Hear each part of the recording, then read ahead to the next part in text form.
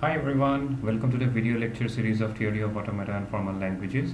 We are into unit number 2 where we are learning about regular expression, and in my previous lecture I have explained to you how to find the equivalence of two different automatons. Okay, I have discussed a condition where we have understood that the first condition says that if for both the automata, suppose we are having two automatas over here, and for both the automatas you are having the input symbols different, input strings different. Just for example, A machine is having input string as C and D, and B machine is having suppose A and B. Then we have to stop there and we have to directly justify that these two machines are not equivalent to each other. So first condition is that. Second condition, we have to find out that if two machines, while scanning the process, while scanning or while making the transition table, if you find any kind of pair which is having a final non-final or a non-final final, then you have to stop there and you have to mention that both the machines are not equivalent to each other. In my previous example, we have discussed one example where we have finally we have driven that both the machines are equivalent to each other. So if anyone have skipped the video and you are just watching this, I would suggest that you please see my previous video where we have understood the conditions of finding the equivalence of two automata, and also we have finalized that those two machines are equivalent to each other or not. Okay, so this is example number 2 where we will be looking into two diagrams. Almost the diagram is similar to what we have taken, just to make it sure that you are into the correct path and you have learned both the scenarios. That's why I have shown it to you. Okay, so let us check with the same process. I am having this transition table where q dash is nothing but q comprises of all the states in a machine A, and q dash comprises of all the states in machine B. qc is nothing but the states, all the states in machine A that on seeing input C, and same goes with on seeing input C for a second machine, and similarly for D input. Okay, so let us check the first one. First, how to start off? We have to start off with the initial pair, initial state pair. Okay, for first machine initial state is q1, and for second machine initial state is q4. So we have to take the q1 and q4 as the initial pair. Okay, so we got initial pair as q1 q4. Now we have to check that q1 on sync C, where it is going. q1 on sync C, it is going to itself, and q4 on sync C,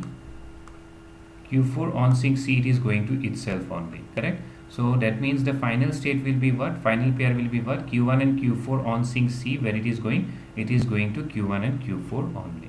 Okay, so we got q1 and q4. Now we will be moving for the D input. q1 and q4 on sync D, where it is going. q1 on sync D, it is going to q2, and q4 on sync D, it is going to q5. That means q1 and q4 on sync D, it is going to q2 q5. Okay, so q1 and q4 on sync D, it is going to q2 and q5. Now as q2 and q5 both are what? Both are non-final, so we can proceed forward. Same goes with q1 and q4, as it was non-final, final, so we can proceed forward.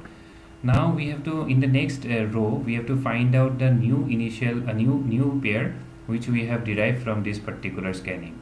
So q1 and q4 we are looking for q1 and q4 and find out q1 and q4 for the input C.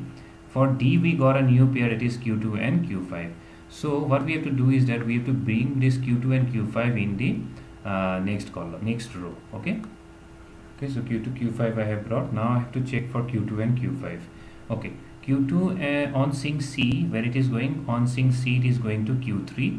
Okay, and q5 on sync C, where it is going, q5 on sync C, it is going to q7. That means q3 q7 is the next state. Now if you look into this particular scenario, q3 and q7 both are what? Both are non-final, so we can proceed forward. Okay, so we got q3 q7, so there is no problem. Now we can move forward for input D. Now q2 on sync D, where it is going to q1.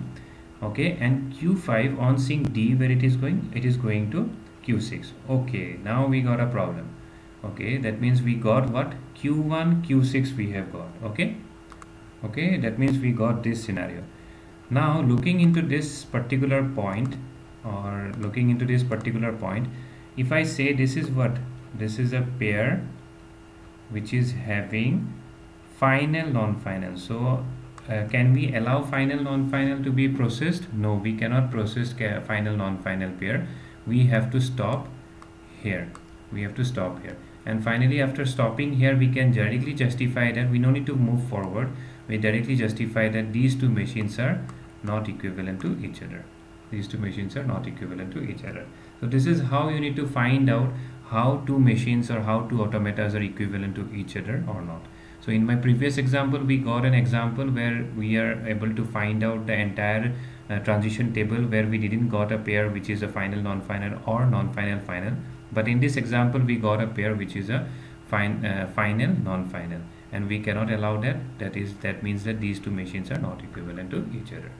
I hope this particular topic is very much clear to you all. If you are aspiring university exam appearing student, then this question is askable one. Sometimes it is asked, and it's not that much frequent type of question. Yes, sometimes they used to ask, but if you are applying for any kind of competitive exams and all, you may get this kind of questions. Okay, they will be giving two automatas and they have to directly justify whether these two automatas are equivalent to each other or not. So just you need to target that we have to find out a pair which is a final non-final or non-final final pair.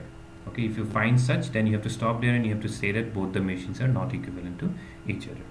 Okay, so in my next video lecture, we will be looking into certain properties of a regular language, which is known as closure properties and decision properties. Okay, so we will look into those properties. Those are all theoretical topics, but you should know all the properties regarding the regular languages. Okay, I hope it is clear to everyone. If you are having any suggestions or comments, you can comment down below, and also please subscribe my channel. Thank you for watching the video.